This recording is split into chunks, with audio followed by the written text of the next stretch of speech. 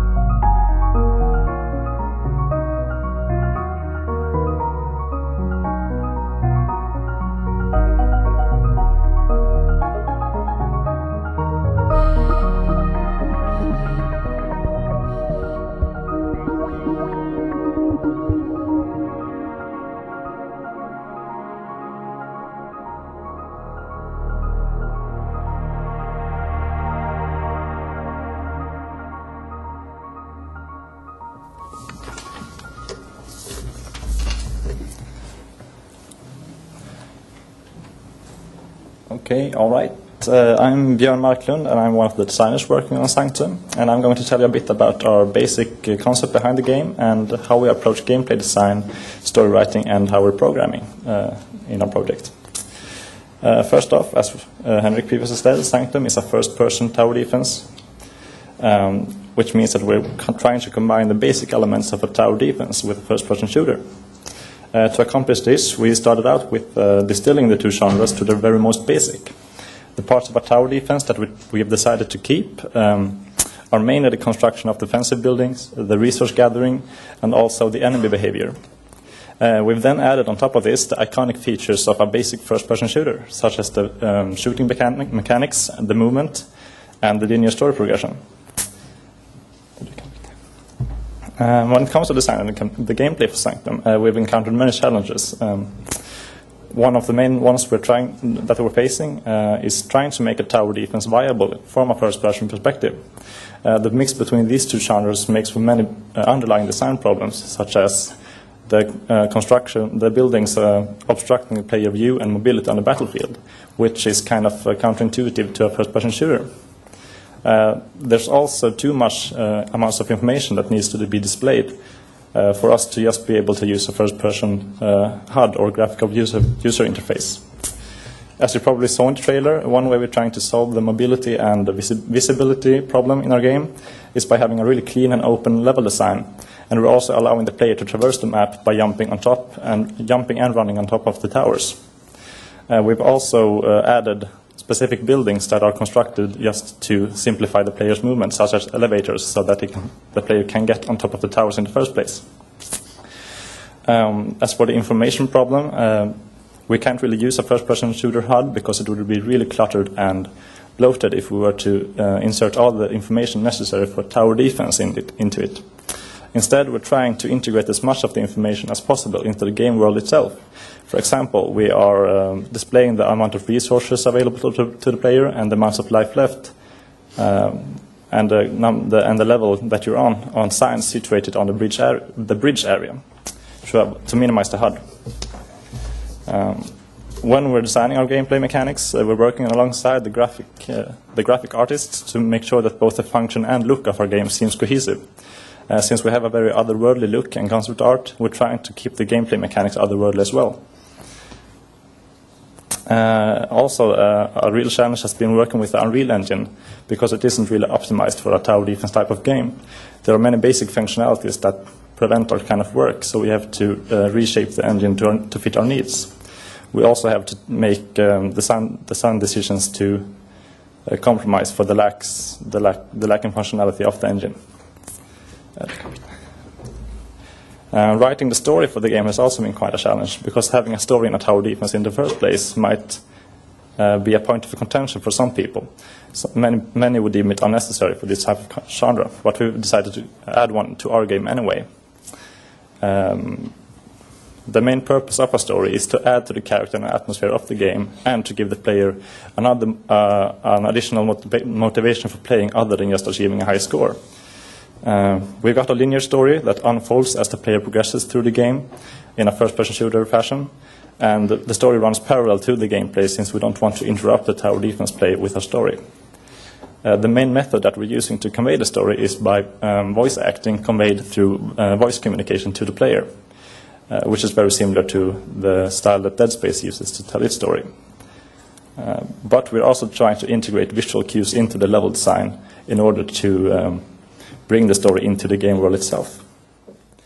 When it comes to the programming, in Unreal Engine, you do all your programming in either Unreal Script or Kismet. Kismet is the visual scripting language of the engine, and it's well suited for designers, as it doesn't really require any code writing skills. Unreal Script, however, is an object-oriented programming language that's very similar to Java, so it requires a minimal amount of coding. But for our mod, we're mostly mutating pre-written code from Unreal Tournament, which means that we don't have to do all that much pure coding ourselves. And since we don't have any real programmers, we just have designers and graphic artists on our project, the coding in Unreal Script is the least stable part of our project, and we have run into some difficulties here. Mainly, our lack of experience in the field makes it very difficult for us to plan any sort of programming schedule, as we don't have any frame of reference as to how long things takes to implement in a game by coding. And that's all I have to say about the design, programming, and story of the game. So I will leave to our art director, Johan. Hello, my name is Johan Wahlbeck, and I am the art director and concept artist for Sanctum. The inspiration for the graphical design and look of Sanctum are derived from popular Japanese animes combined with some more mainstream Western titles. We want to create a visually appealing and somewhat commercial-looking universe, and our first result was Sky. She's the main character of the game. Sky's design language has functioned as a guide for most of the other graphical assets in the game, grounding our main character in the universe. And just a little bit about the workflow and efficiency. Due to very, very tight deadlines and time constraints, we have had very little time to polish every mesh or texture.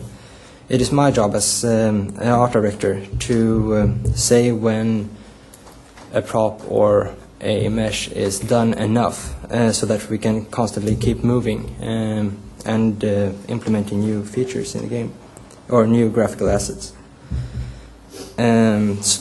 We probably polish everything to around 80 to 90 degrees of the finished look, and then we keep going.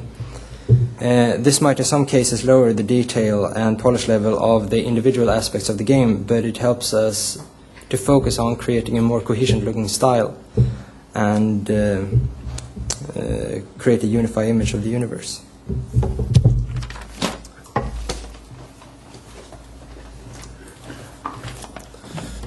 My name is Mikael Ward. I am the technical advisor and the 3D artist for Sanctum. The Unreal 3 engine has been really nice to us artists. It is a great engine to work with. It's rather easy to import models, animation, textures and all other assets you can think of. The engine has a especially nice way to handle animations. For example, if you port an animation to the engine, it will apply the animation to a character as long as the bones have the same name. So you can import different same animations to different characters as long as the bones have the same name. And one more really nice thing about Unreal Engine is the great material editor, which helped the artists to create their own shaders and play around with materials inside of the Unreal editor, and you can preview it in real time, which is great. When it comes to the pipeline, Unreal Engine 3 is a next-gen engine, so we try to keep the pipeline as next-gen as possible. We started off with the concepts, of course, and then we moved on to model a low poly model. When we were done with the low poly model, we went on to model a high poly model, where we fit all the nice details we wanted in the mesh. We then UV mapped the low poly model, not the high poly model. We then transferred the high poly details over to the low poly through normal maps. And at the same time, when we rendered out the normal maps, we also rendered out ambient occlusion map. So to help with the texturing for the texture artists. Next thing we did was to import everything into Unreal Tournament and repackage it inside there, where we put materials, meshes, and all into small packages. And that's it for me. Over to audio. Hello, I am, among other things, the designated sound lead on Sanctum. Using sound in Unreal Tournament is quite easy. We haven't actually encountered any big problems in importing stuff as we want them, as the editor is really user-friendly. The Sanctum sound is divided into 3 parts: sound effects, voice acting, and music. As for sound effects, the biggest problem we have encountered so far and will continue to encounter is that this type of gameplay, there are a huge amount of sounds playing at the same time. We have lots of towers, lots of enemies running around dying, avatars, action sounds, ambience, music, etc. And all these are playing at the same time. And it can affect the player, giving him the effect of battle fatigue. So to eliminate this problem, we simply have to do a great amount of sound testing in-game. And then we have voice acting. We are going to outsource our voice acting. And so far we have only written the story and script. We are going to send them. But we are also going to record a placeholder voice acting ourselves first. And this is to estimate the time and material needed for them when they are going to record the real stuff.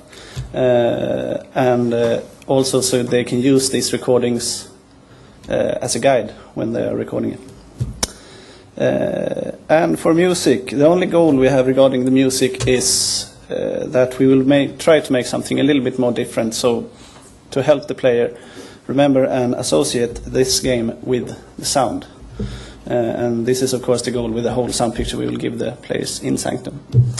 So that's everything I got about music and sound, so over to the questions part, I think.